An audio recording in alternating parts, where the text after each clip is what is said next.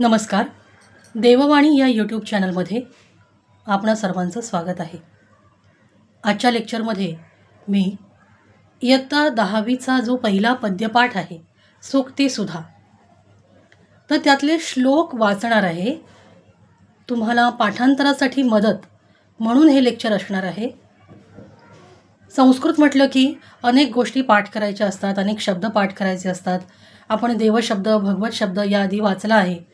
तसंच हे सूक्तीसुद्धा पाठांतरासाठी तुम्हाला आहे आणि जितकं जास्तीत जास्त लवकर तुम्ही पाठांतर करून ठेवाल, श्लोक पाठ कराल, निबंध पाठ कराल, तेवढंच तुम्हाला त्याची पुन्हा पुन्हा उजळणी करायला पण वेळ मिळतो. त्यातल्या ऱ्हस्व-दीर्घाच्या चुका काय होतात आपल्या लिखाणात ते बघायला वेळ मिळतो. म्हणून मी आजच्या या व्हिडिओमध्ये सूक्तीसुद्धा वाचणार आहे. पुन्हा पुन्हा ते श्लोक वाचणार आहे तुम्हाला, जेणेकरून तुमचं पाठांतर होईल या दृष्टीने मी पाहणार आहे. तुम्हाला त्यातलं उच्चारण शब्दांचं कसं करायचं हे कळावं म्हणून हे आजचं वाचन. तर सूक्तीसुधामधला पहिला श्लोक असा आहे.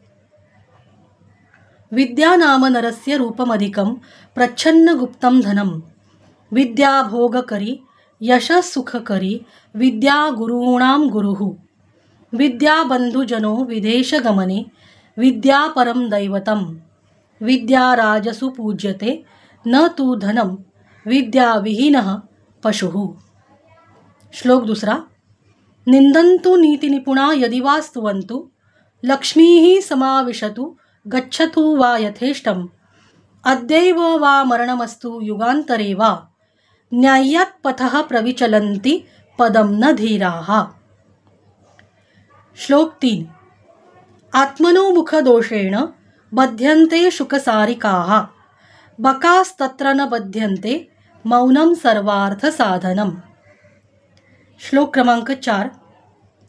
रथस्यैकं चक्रं भुजगयमिताः सप्ततुरगाः निरालम्बो मार्गश्चरणविकलः सारथिरपि रविर्यात्येवान्तं प्रतिदिनमपारस्य नभसः क्रियासिद्धिः सत्त्वे भवति महतां नोपकरणे. श्लोक 5. अल्पानामपि वस्तूनां संहतिः कार्यसाधिका तृणैर्गुणत्वमापन्नैर्बध्यन्ते मत्तदन्तिनः. श्लोक 6. प्रथमवयसि पीतं तोयमल्पं स्मरन्तः शिरसि निहितभारा नारिकेला नराणां ददति जलमनल्पास्वादमाजीवितान्तं नहि कृतमुपकारं साधवो विस्मरन्ति. श्लोक क्रमांक 7. घटं भिन्द्यात् पटं छिन्द्यात् कुर्याद्रासवरोहणं येन केन प्रकारेण प्रसिद्धः पुरुषो भवेत्. पुन्हा आता पहिल्या श्लोकाकडे जाऊया आपण. विद्या नाम नरस्य रूपमधिकं प्रच्छन्न गुप्तं धनं विद्या भोगकरी यशस्सुखकरी विद्या गुरूणां गुरुः विद्या बंधुजनो विदेशगमने विद्या परं दैवतं विद्या राजसु पूज्यते न तु धनं विद्या विहीनः पशुः. विद्या नाम नरस्य रूपमधिकं प्रच्छन्न गुप्तं धनं. रूपमधिकम मध्ये रला दुसरा उकार आहे ते लक्षात घ्या. दुसरा उकार म्हणजे रला जेव्हा तुम्ही नुसताच आतमध्ये पोटात गोल करता तेव्हा तो पहिला उकार असतो आणि त्या गोलामध्ये पुन्हा आणखी एक गोल येतो, तुम्हाला तो दिसतोय तिकडे, तो दुसरा उकार असतो. म्हणजे इतर अक्षरांना आपण पहिला उकार दुसरा उकार दाखवू शकतो, पण रला कसा दाखवायचा, तर रला आधी एक नुसतंच अर्धा गोल, तो म्हणजे पहिला उकार, आणि त्या गोलात आतून पुन्हा आतमध्ये तुम्ही त्याला गोल करणार. त्या रूला जो पहिला रू केलेला असेल त्याच्या आतमध्ये पुन्हा त्या उकाराला पुन्हा आतमध्ये एक गोल करणार, त्याला दुसरा उकार म्हणतात. तर रूपमधिकम आणि गुरुणाम गुरुहूमध्ये सुद्धा गुरुणाम दुसरा उकार ते लक्षात घ्या. गुरुणाम हे षष्ठी बहुवचनाचं रूप आहे, जसं भानूनाम. आता भानूनाम लिहिताना नला तुम्ही दुसरा उकार देऊ शकता, तो दिसतो दुसरा उकार आपण दिला आहे. पण गुरुनाम लिहिताना तो दुसरा उकार कसा द्यायचा ते नीट, हा शुद्ध लेखनाचा भाग आहे, त्यामुळे ते नीट तुम्ही पुस्तकात त्या श्लोकामध्ये बघूनच पाठांतर करायचं आहे. या व्हिडिओबरोबर तुम्ही मी म्हणताना तुमच्यासोबत टेक्स्ट नेहमी ठेवा. मी आधीपासून सांगितलेलं आहे, देवशब्द म्हणताना सुद्धा, भगवत शब्द पाठांतर करताना सुद्धा, तसंच ही सुक्तीसुद्धा काय किंवा आणखी इतरही तुम्हाला पाठांतर खूपसं असतं, तर तुम्ही टेक्स्ट समोर ठेवा आणि ते शब्द डोळ्यांमध्ये साठवायचा प्रयत्न करायचा, की जेणेकरून तुम्हाला प्रत्यक्षात जेव्हा ते लिखाण करायची वेळ येते, प्रत्यक्षात तो श्लोक लिहावा लागतो किंवा तो शब्द, त्या शब्दातली रूपं लिहावी लागतात, तेव्हा तुम्हाला ते आठवलं पाहिजे की गुरुनाम, रला दुसरा उकारच आहे. किंवा रूपमधिकम, रला इथे पण रूपमधिकममध्ये रला दुसरा उकार कसा आहे. किंवा विद्या राजसु पूज्यते, राजसु सला पहिला उकार आहे आणि पूज्यतेमध्ये पला दुसरा उकार आहे. हे तुम्हाला आठवलं पाहिजे, ते ऱ्हस्व दीर्घ तुम्हाला आठवले पाहिजेत.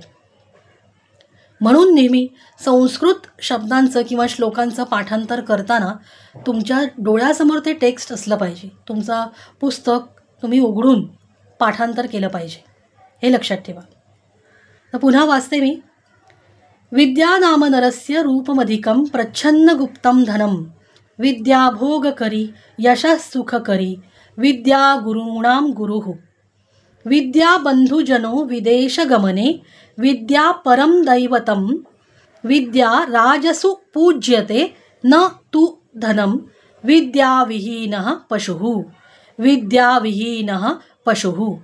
विद्यामध्ये वला पहिली वेलांटी, विहीनःमध्ये वला पहिली वेलांटी, हला दुसरी वेलांटी आणि पशुमध्ये शला पहिला उकार, पुढे विसर्ग. ह्या सगळ्या ऱ्हस्व दीर्घाच्या किंवा कुठे पाय मोडायचा, कुठे विसर्ग द्यायचा, ह्या खुणा तुम्ही लक्षात ठेवायला पाहिजे. पुढचा श्लोक वाचते मी. निंदन्तु नीति निपुणा यदि वा स्तुवन्तु, लक्ष्मीः समाविशतु गच्छतु वा यथेष्टम्. अद्यैव मरणमस्तु, अद्यैव वा मरणमस्तु, युगान्तरे वा न्यायात् पथः प्रविचलन्ति पदं न धीराः. निंदन्तु नीतिनिपुणाः, नीतिनिपुणाः नाही आहे, ते नीतिनिपुणा आहे. नाच्या पुढे विसर्ग टेक्स्टमध्ये नाही आहे. शक्यतो तुम्ही टेक्स्टमध्ये तुमच्या पुस्तकात जसं छापलं आहे तसंच्या तसा श्लोक लिहिण्याचा प्रयत्न करायचा आहे. कळलं? व्याकरणदृष्ट्या तुम्ही नाच्या पुढे विसर्ग दिला तरी काही हरकत नाही आहे, तरी पण तुमच्या पुस्तकात जसा श्लोक छापला आहे तसंच तुम्हाला लिहिणं गरजेचं आहे. त्यामुळे निंदन्तु नीती निपुणा यदि वा स्तुवन्तु, तर इथे ऱ्हस्व दीर्घ लक्षात ठेवायचे झाले तर ते नीट लक्षात ठेवा. निंदन्तुमध्ये नला पहिली वेलांटी आहे. नीती निपुणा, नीती म्हटल्यानंतर नला दुसरी वेलांटी आणि तला पहिली वेलांटी. निपुणामध्ये पुन्हा नला पहिली वेलांटीच येते. निंदन्तु नीती निपुणा यदि वा स्तुवन्तु, लक्ष्मीः. बघा, लक्ष्मीः, लक्ष्मी शब्द कसा लिहायचा आपल्याला सगळ्यांना माहिती आहे, पण पुढे विसर्ग दिलेला आहे. लक्ष्मीः हा दीर्घ इकारांत जो शब्द आहे, नदी सारखे जे शब्द असतात दीर्घ इकारांत, त्या यादीमध्ये हा शब्द येतो. पण फक्त लक्ष्मी आणि श्री हे दोन शब्द असे आहेत की ज्याचं प्रथमा एकवचन लिहिताना आपण पुढे विसर्ग द्यायला पाहिजे. नदी लिहिताना आपण नदीही असं लिहित नाही. दीच्या पुढे विसर्ग प्रथमा एकवचनामध्ये येत नाही नदी शब्दामध्ये. पण लक्ष्मी आणि श्री लिहिताना पुढे विसर्ग देऊन प्रथमा एकवचन लिहितात, लक्ष्मीही किंवा श्रीही. हे लक्षात ठेवा. त्यामुळे इथे लक्ष्मीही आहे, त्या विसर्गाला तिकडे महत्त्व आहे. लक्ष्मीही समाविशतु गच्छतु वा यथेष्टम, अद्यैव वा मरणमस्तु युगान्तरे वा न्यायात् पथः प्रविचलन्ति पदं न धीराः. न्यायात् पथः प्रविचलन्ति पदं न धीराः. न्यायात् पथः, यला य जोडलेला आहे, तला प जोडलेला आहे, हे लक्षात ठेवायला पाहिजे. न्यायात् पथः प्रविचलन्ति पदं न धीराः. आत्मनो मुखदोषेण बध्यन्ते शुकसारिकाः, बकास्तत्र न बध्यन्ते मौनं सर्वार्थसाधनम्। आत्मनो मुखदोषेण बध्यन्ते शुकसारिकाः बकास्तत्र न बध्यन्ते मौनं सर्वार्थसाधनम्। सर्वार्थ इथे लक्षात ठेवायला, सर्वार्थ साधनम मध्ये वला काना देऊन त्याच्यावरती रफार आहे आणि थ वरती पुन्हा रफार आहे, असे 2 रफार तिकडे येतात, हे लक्षात ठेवा. साधनम लिहिताना मचा पाय मोडून त्या श्लोकाचा शेवट होतो, हे लक्षात घ्या. पुढचा श्लोक. रथस्यैकं चक्रम भुजगयमिताः सप्ततुरगाः निरालंबो मार्गश्चरणविकलः सारथिरपि रविर्यात्येवान्तं प्रतिदिनमपारस्य नभसः क्रियासिद्धिः सत्वे भवति महतां नोपकरणे. रथस्यैकम, तो संधी सोडवून रथस्य एकम असा आहे ते, पण लिहिताना तुम्हाला रथस्यैकम सला य जोडलेला वरती 2 मात्रा असंच लिहायचं आहे. जास्तीत जास्त पाठांतर करताना तुम्ही किंवा तुमच्या बाईने तुमचं पाठांतर घेतलं तर म्हणताना, तो श्लोक म्हणताना तुम्ही रथस्य एकम चक्रम असं म्हटलं तरी काही हरकत नाही आहे. पण लिखाणात जेव्हा तुम्हाला श्लोक शुद्ध पूर्ण लिहा असा जो प्रश्न तुमच्या प्रश्नपत्रिकेत आहे, तेव्हा जसं इथे लिहिलेलं आहे रथस्यैकम तसंच आपला श्लोक लिहिला गेला पाहिजे, याकडे तुमचं लक्ष असलं पाहिजे. रथस्यैकं चक्रम भुजगयमिताः सप्ततुरगाः निरालंबो मार्गश्चरणविकलः निरालंबो मार्गश्चरणविकलः सारथिरपि. सारथिरपि, थला पहिली वेलांटी, पुन्हा पला पहिली वेलांटी, सारथिरपि. रविर्यात्येवान्तं, रविर्यात्येवान्तं लिहिताना रफार कुठे आहे तो बघा, यावरती रफार आहे. रवी लिहिल्यानंतर पुढे जो या येतो आहे त्या यावरती रफार आहे. रविर्यात्येवान्तं प्रतिदिनमपारस्य, प्रतिदिनमपारस्य नभसः क्रियासिद्धिः सत्वे भवति महतां नोपकरणे.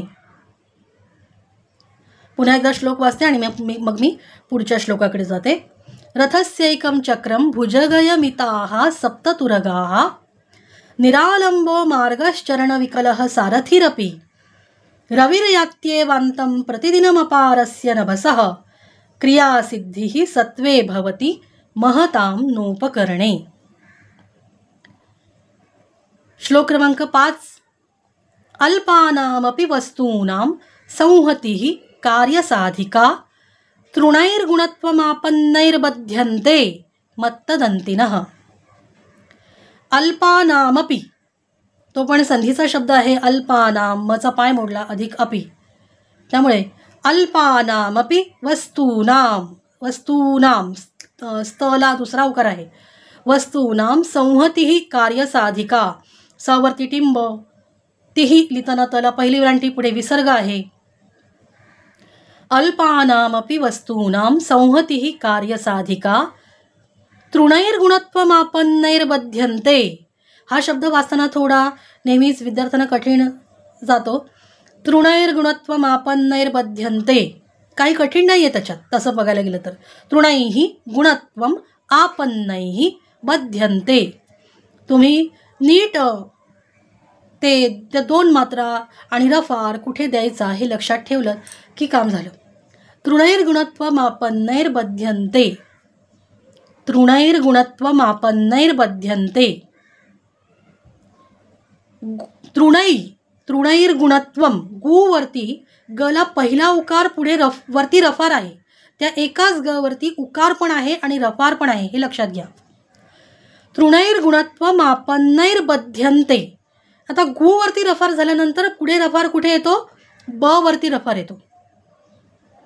त्यामुळे तृणैर्गुणत्वमापन्नैर्बध्यन्ते मत्तदन्तिनः. पुन्हा एकदा श्लोक वाचते. अल्पानामपि वस्तूनां संहतिः कार्यसाधिका तृणैर्गुणत्वमापन्नैर्बध्यन्ते मत्तदन्तिनः. श्लोक क्रमांक 6.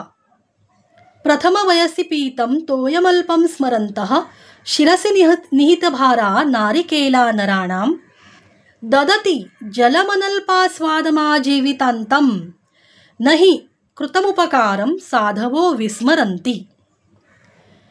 प्रथम वयसी, सला पहिली विलांटी आहे बघा. प्रथम वयसी पीतम, पला दुसरी विलांटी आहे.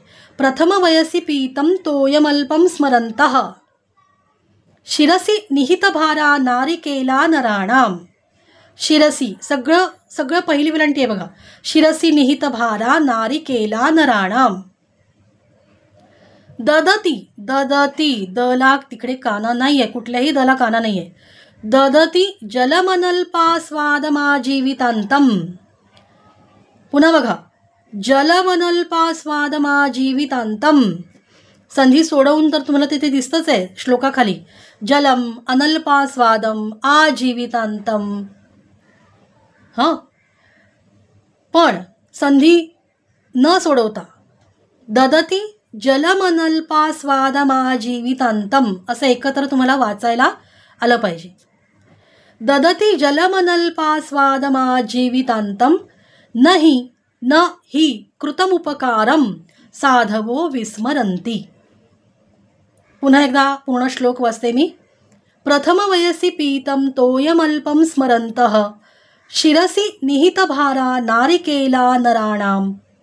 ददती जलमनल्पास्वादमाजीवितान्तं न हि कृतमुपकारं साधवो विस्मरन्ति. श्लोक क्रमांक 7, शेवटचा श्लोक. घटं भिन्द्यात् पटं छिन्द्यात् कुर्याद्रासभरोहणं येन केन प्रकारेण प्रसिद्धः पुरुषो भवेत्. घटं भिन्द्यात्, भिन्द्यात् तचा पाय मोडलेला आहे. पटम छिंद्यात, पुन्हा तचा पाय मोडलेला आहे. भिंद्यातमध्ये भला पहिली विलांटी आहे, छिंद्यातमध्ये छला पहिली विलांटी आहे आणि न ला द्य जोडलेला आहे. घटम भिंद्यात पटम छिंद्यात कुर्याद्रासभरोहणम. कुर्याद्रासभरोहणम. कुर्याद, द ला जसा आपण चक्रमध्ये क ला रकार देतो किंवा ब्रशमध्ये ब ला रकार देतो तसा द ला रकार दिलेला आहे. तो तिकडे संधी आहे, सोडवून कसं होतो. कुर्यात, तचा पाय मोडला, अधिक रासभरोहणम. रासभ म्हणजे गाढव, तर कुर्याद रासभरोहणम संधी सकट जर वाचायचं झालं तर कुर्याद रासभरोहणम. यावरती रफार द्यायचा आहे आणि द ला रकार द्यायचा आहे खाली. येन केन प्रकारेण प्रसिद्धः पुरुषो भवेत्. पुन्हा एकदा श्लोक वाचते. घटं भिन्द्यात पटं छिन्द्यात कुर्याद्रासभरोहणं येन केन प्रकारेण प्रसिद्धः पुरुषो भवेत्. तर सुक्तीसुधाचे हे 7 श्लोक मी आज इथे वाचले. पुन्हा पुन्हा तुम्हाला त्याचं उच्चारण कसं त्या शब्दांचं करायचं आहे किंवा संधी सकट असा मोठा शब्द असेल तर तो वाचायला तुम्हाला ह्या व्हिडिओमुळे मदत होईल अशी अपेक्षा. तर तुम्ही लवकरात लवकर श्लोक पाठ करा आणि इतरही पाठांतराचा जो तुमच्या प्रश्नपत्रिकेतला भाग आहे तुमच्या अभ्यासातला तो पाठ करण्यावरती भर द्या. कारण नंतर मग वेळ कमी होत जातो आणि इतरही तुमचे विषय पाठांतराचे किंवा अभ्यासाचे असतात. मग संस्कृतला थोडा वेळ कमी द्यायला मिळतो, तुम्हाला कमी द्यावा लागतो. तर म्हणून तुम्ही आधीच तुम्ही या पाठांतराकडे थोडं अधिक लक्ष दिलं, रोज थोडं पाठ करत राहिलात, एखाद दुसरा शब्द, श्लोक, निबंध, तर तुम्हाला त्याची नंतर मदत होते. डिसेंबर एकदा गेला की मग घाई होते, सगळं हे पाठांतर करायचं राहिलं, ते राहिलं, असं होता कामा नये. म्हणून आधीपासूनच तुम्ही संस्कृतच्या ह्या पाठांतराकडे लक्ष द्या. तर मी इथेच थांबते. चॅनल सबस्क्राईब करा, शेअर करा. धन्यवाद.